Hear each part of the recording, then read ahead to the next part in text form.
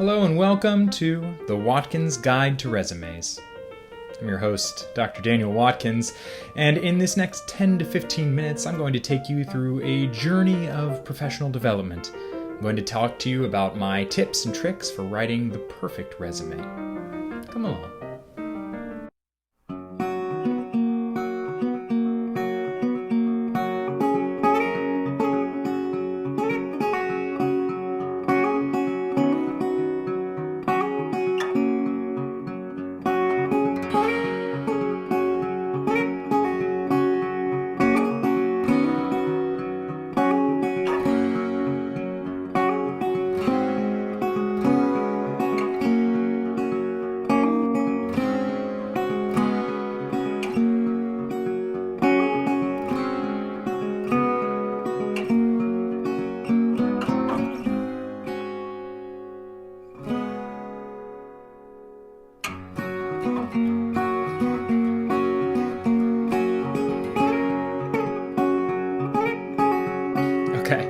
Hi everyone, welcome back. This is the first video in what will be a series of videos on sort of professional development matters. In this video, we're going to look at resumes. And we're going to cover resumes in two main ways. First, we're going to start by talking about what is a resume? What is its purpose? And then we're going to move on to look at my kind of basic conventions for resume writing.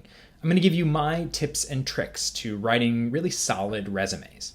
Now, before I move on, I should acknowledge that there are lots of guides out there for writing resumes. You can look all over the internet and find everyone's opinions on what a good resume looks like. I'm not claiming to have the best way to write a resume. I'm not claiming to have all the answers for this. But I've taught this class now for a few years, and I've picked up some tips and tricks along the way. So I want to pass those tips along to you and give you a sense of what I think good resume writing is. Okay, so let's start with the basic question. What is a resume? Let's start this tour of resume writing with a basic question. What is a resume?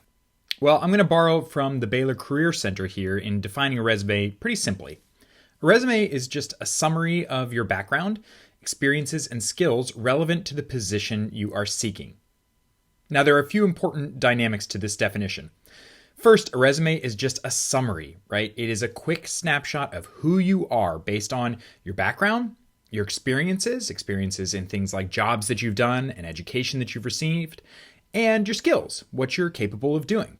But there's another important element to this definition. A resume is a summary that is relevant to the position you are seeking. That means that a resume is a tool to get a particular job. I'm going to tell you more about that in just a little bit. So what's the point? Why do we write resumes?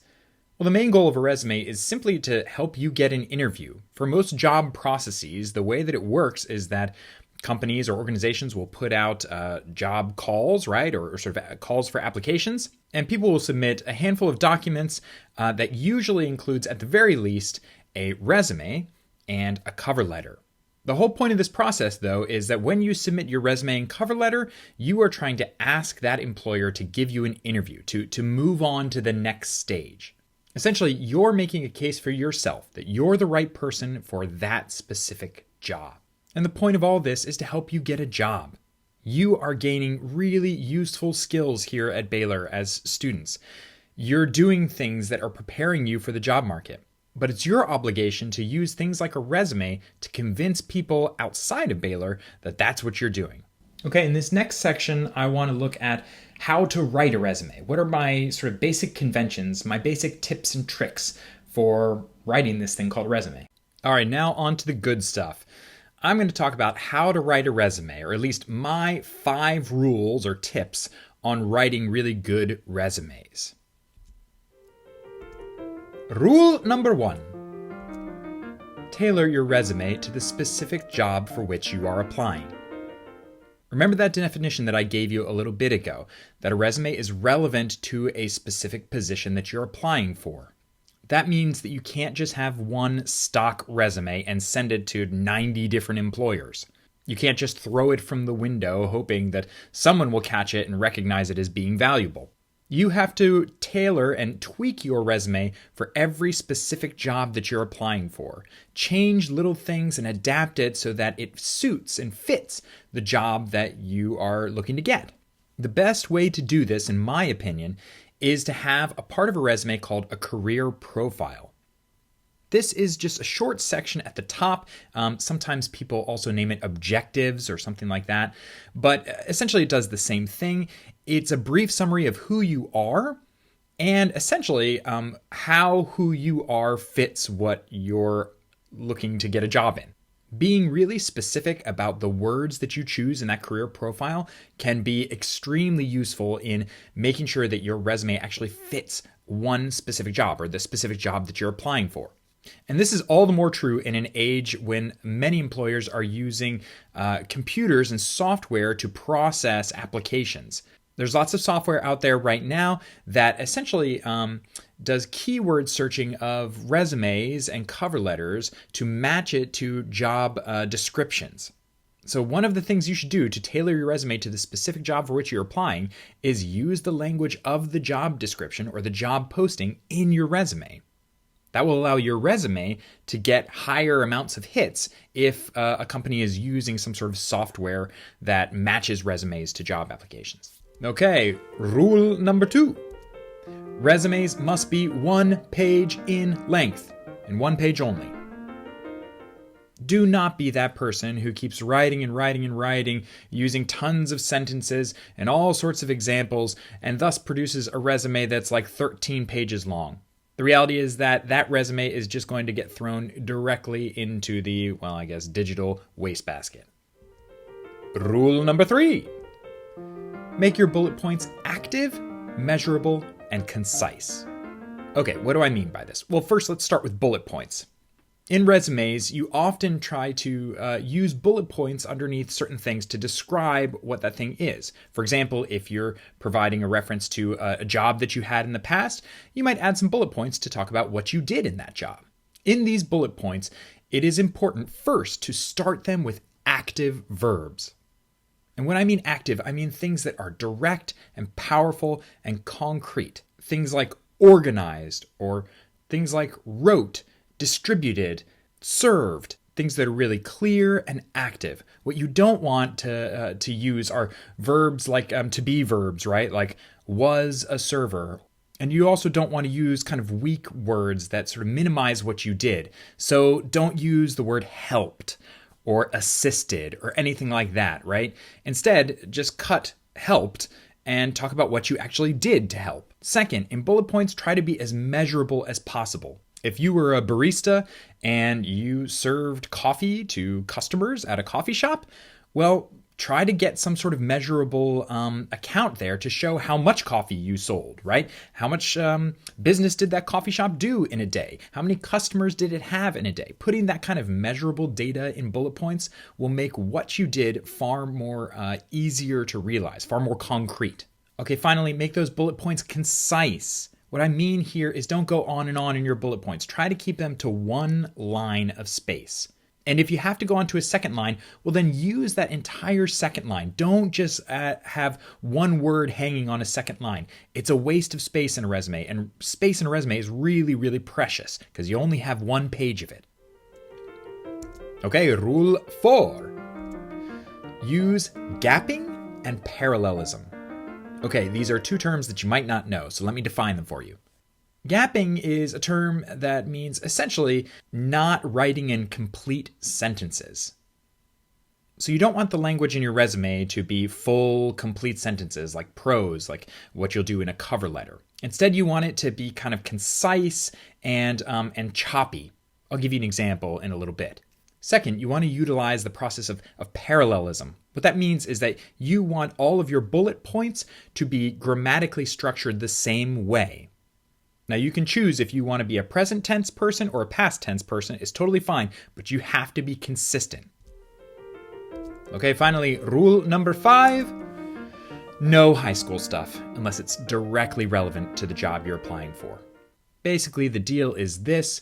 Once you start applying for positions post-college, right, real professional career types of positions, high school doesn't really cut it.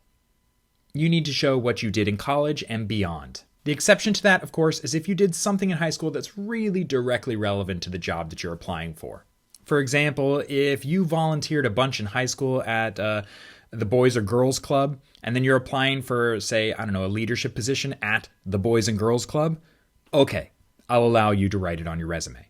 Otherwise, stick to what you've done in college and beyond. All right, so let me take you through an example of a student resume. This is a resume that's sort of based on a resume that I got from a student in the past. It's not exactly right. I've obviously changed all the kind of information about the student and everything like that, and I've added a few things just to exemplify some of the things I was talking about. But you can look at this as a really good resume that's kind of representative of exactly what I look for when I look for good resumes. Okay, first thing to focus on is that it has a career profile section at the top. This is what I suggested as one of the best ways to tailor a resume to a specific job. Most of your resume is going to be kind of consistent. You're not going to change the jobs that you had in the past, but you can change the career profile and include specific words that help to match it with the position you're applying for. So here, the student talked about being hardworking, dependable, and passionate about historical preservation and legal research. Why did the student do that? Because the student was applying for a researcher position at the Library of Congress in Washington, D.C. These are things that showed up in the job ad. So long as it's honest about who you are, then put words that show up in the job ad into your career profile.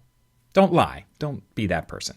But match what you can honestly match about yourself to the job that you're applying for. Notice also that this resume is 1 page in length. That's it. Okay, now let's check out something else. Let's look at these bullet points. And you can see what I mean about bullet points in these examples. First of all, these bullet points are active, measurable, and concise. And look at these active verbs: attended, transcribed, interviewed, cataloged, produced. These are the kinds of active things that we like. And look at some of this measurable data: cataloged and archived over 250 newly acquired legislative materials, managed social media accounts for the library and increased followers by 14%. That's the kind of measurable stuff that is great in bullet points. And notice also that the first word of all of these bullet points is the same exact tense. Past tense, sticking with it, that's parallelism. And gapping is exactly what you see here. Instead of saying, I attended over 20 courtroom hearings, it's simply attended over 20 courtroom hearings. And then last but not least, no high school stuff to be seen. Okay, so now you know the basics of resume writing, at least the way that I do it. So in this last section of the video, I just want to leave you with a few kind of other things to consider and a few resources that you might use for resume writing. First, I want to point out that the Baylor Career Center has a load of resources that are all at your disposal to help you out with resume writing. That includes templates of resumes that you can use and alter and sort of make your own.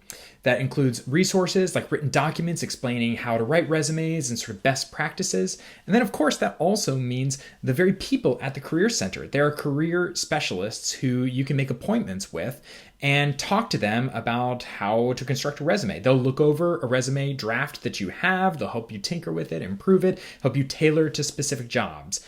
The Career Center is really, really awesome. I highly recommend you take advantage of them. Okay, second thing is I want this process of writing a resume for this class to be kind of the key to getting you to think about the types of things that you should be doing in the next few years as you prepare yourself to move on beyond Baylor. Writing a resume can be really good practice for sort of understanding and acknowledging the points in your professional life that you haven't yet developed. So look for those things that you'd want to be on your resume, and then make a list and consider those as the types of things that you're going to pursue for the next few years as you prepare to graduate.